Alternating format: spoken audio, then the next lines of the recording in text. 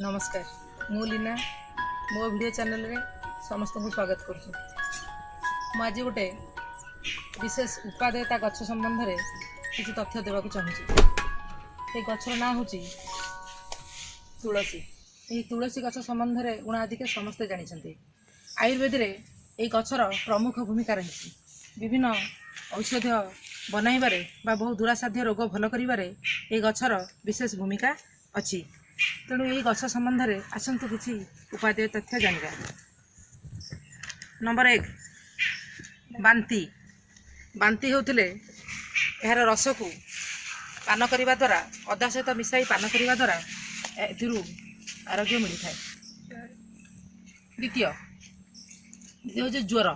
जेकोसी प्रकार ज्वर आमको हेले तथा मलेरिया टाइफॉइड बा इन्फेक्शन जनित ज्वर हेले तुलसी रस आमको पान करने द्वारा यथेष्ट परिमाण में यह आमको उपशम मिलता है।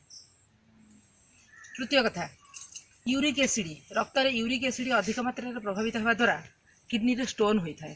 तेणु ये यूरिक एसिड मात्रा को कमेवाई तुलसी पत्र रस को व्यवहार करा जाता है। यार सेवन द्वारा रक्त में यूरिक एसिड मात्रा प्रकोप कमी जाए।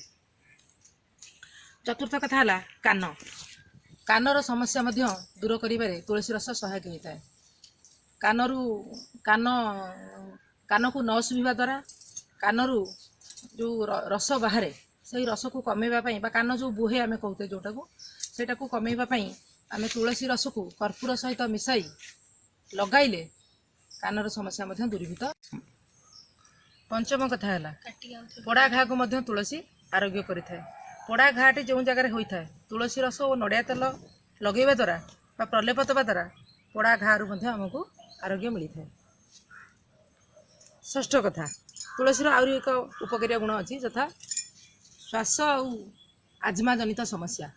जो मैंने श्वास रोगी बा आजमा रोगी से जदि नियमित तुलसी पत्र सेवन करती ताहले यही रोगरू से उपशम मिलता है। सप्तम कथा होची उच्च रक्तचाप जनित समस्या।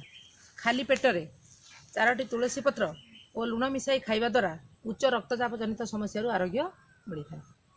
आ गोटे बड़ कथा होची मुखर समस्या बा मुहर बा त्वचार समस्या।